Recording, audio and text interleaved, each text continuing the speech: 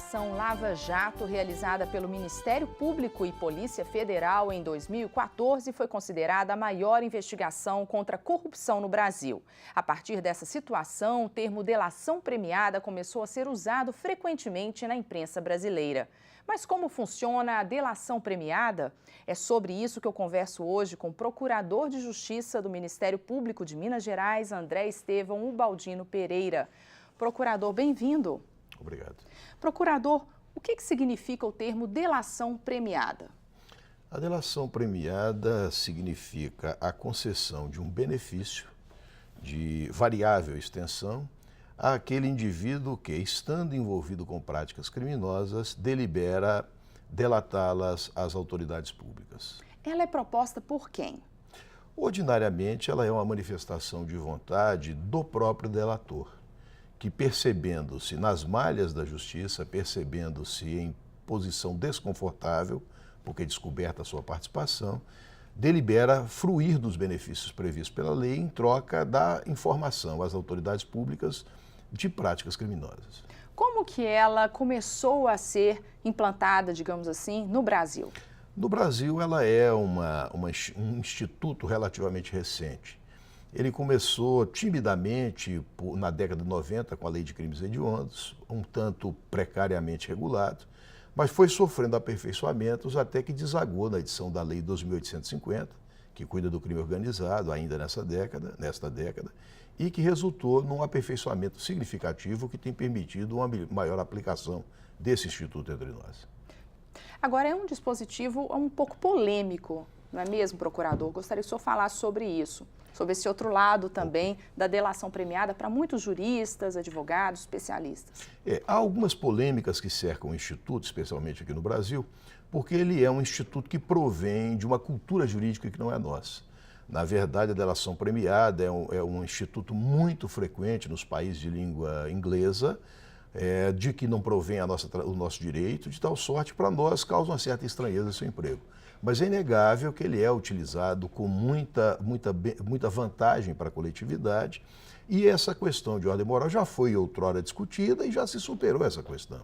Porque, na verdade, não se concede ao criminoso um benefício. Entrega-se ao criminoso um benefício em troca de um benefício maior à sociedade. E essa questão, do ponto de vista moral, ela de certo modo, ela oculta um fato que é de grande importância, é que normalmente no seio dessas organizações criminosas é que são tratadas certas práticas ilícitas que só são evidentemente conhecidas por aqueles que integram essas organizações. De tal sorte que sem a contribuição desses indivíduos nós nunca chegaríamos aos efeitos decorrentes da delação. Sim, o senhor está falando um pouco sobre os benefícios. Quais benefícios o criminoso poderia obter com a delação? O criminoso pode chegar, inclusive, a não ser sequer processado criminalmente.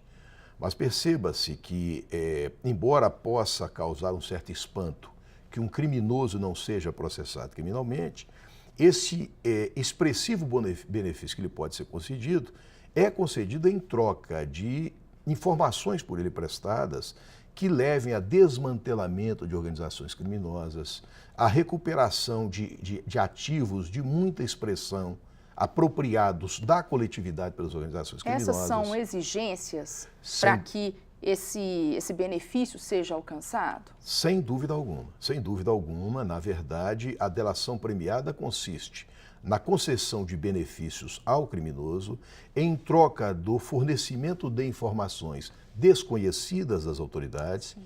E que permitam a detenção, a inibição de outras práticas criminosas, a prevenção de ilícitos, soltura de eventuais vítimas com sua integridade física preservada, recuperação de haveres, identificação de outros criminosos, enfim. Os ganhos para a coletividade em decorrência da delação premiada têm que ser muito expressivos para que se possa conceder ao criminoso o benefício. Sim, procurador, e sobre a veracidade dessa delação premiada? Como que é possível verificar se o criminoso está dizendo totalmente a verdade ou se é uma história justamente para ele ganhar algum tipo de benefício? Essa é uma pergunta muito apropriada, porque os críticos da delação premiada, por diferentes razões, entre as quais eventualmente o desconhecimento, ignoram o fato ou ocultam o fato de que, normalmente, os que obtêm a delação do criminoso não se contentam com a simples delação. Em verdade, nós que lidamos com delação premiada, nós sabemos bastante bem que nós estamos diante de um delinquente. Nós não estamos diante de um cidadão ordeiro, pacato, cumpridor, rigoroso de seus deveres. Não, nós estamos diante de alguém que delinquiu. E alguém, portanto, em relação a quem tem-se um preconceito, uma visão de que se trata de um delinquente. Portanto, nós não nos contentamos apenas com o seu relato. Nós exigimos, além de seu relato, que nos sejam fornecidos indícios que possam ser coletados pelas autoridades públicas e que resultem na confirmação das suas delações. Não se imagine, portanto, que no âmbito da Operação Lava Jato ou de qualquer outra operação de repressão à criminalidade que envolva organizações criminosas, que as autoridades públicas, Ministério Público, Poder Judiciário, Polícia Judiciária, que elas estão contentes e satisfeitas com a simples delação. Não, a delação é apenas uma parte. A delação é apenas o relato por parte de alguém que testemunhou, que protagonizou crimes, do que aconteceu, e a partir daí são colhidos dele referências, detalhes, informações mais detalhadas que permitam a produção de prova. Sim, qual o critério que é utilizado para a escolha desse benefício? Os critérios são vários, e um deles já foi exposto, que é exatamente a utilidade prática da delação. Isto é preciso que ela se traduza num ganho muito expressivo para a coletividade, para que nós possamos proporcionar a alguém que delinquiu um benefício. Entenda-se que a questão de ordem moral aí fica colocada um tanto à margem, porque o que se considera é que para que nós outorguemos, concedamos ao indivíduo benefício, é muito importante que ele nos traga benefícios de fato muito importantes para a coletividade. Mas uma outra restrição existe exatamente em relação à personalidade do indivíduo e também em relação à sua posição na organização criminosa. O que significa dizer que esses benefícios não são concedidos a alguém que desfrute numa organização criminosa de uma posição de chefia, de liderança, de organização. É preciso, portanto, que seja conferido algum quadro intermediário ou quadro de base na organização criminosa. O senhor esteve, inclusive, fora do país também, estudando sobre esse tema, delação premiada. Na verdade, eu estive de fato fora do país fazendo um curso a esse respeito, exatamente porque esse é um instituto já usado com muito êxito em outros países. E o exemplo mais notável é exatamente da Itália, onde em dado momento da sua história, especialmente nas décadas de 70 e 80, as organizações mafiosas e mesmo a criminalidade política colocaram o Estado italiano de joelhos. Efetivamente, nós tivemos numerosos episódios de violência contra o Estado e seus agentes na Itália. Mãos limpas também? Aí isso resultou na Operação Mãos Limpas, que foi uma reação do Estado, mas uma reação que só foi bem sucedida precisamente por ter se valido o Estado italiano de alguns instrumentos importantes, entre os quais a delação premiada. Diga-se, aliás, que um dos mais importantes instrumentos, ou uma das mais importantes delações, partiu do Brasil, a partir da prisão aqui no Brasil de um criminoso ligado à máfia. Os depoimentos da delação premiada, eles têm um prazo limite para serem feitos ou podem ser vários encontros? Eles são normalmente objeto de vários encontros, porque eles dependem de um processo de negociação de que tem que participar, inclusive, ativamente o próprio defensor do acusado. De tal sorte que há um procedimento inicial, há um procedimento preliminar por meio do qual nós averiguamos se o delator efetivamente pretende delatar e a partir do momento em que ele o faça, aí sim ocorre um procedimento que envolve inclusive a homologação dessa delação e o relato preciso e detalhado por parte dele das diferentes atividades ilícitas de que tem conhecimento. Agora, o conteúdo, procurador, o conteúdo da delação, ele deve ser divulgado na imprensa? Ele não pode, num primeiro momento, ser objeto de divulgação, isso até porque a lei impõe essa restrição. Agora, o fato é que no momento em que o delator é ouvido no processo, o processo no Brasil é público. O processo no Brasil é público, tem que ser público, é conveniente que seja público para que toda a sociedade fiscalize a ação das autoridades públicas, órgãos do Ministério Público, Judiciário, etc.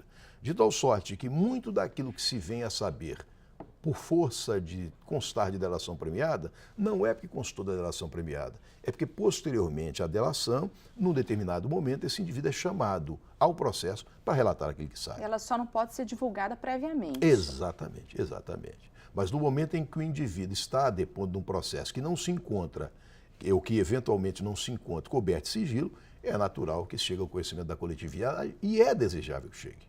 Sim, para a gente encerrar, procurador, quais os cuidados para que a delação premiada não seja banalizada e um delator não faça de maneira apenas para se beneficiar, né, mas para contribuir com o processo de investigação?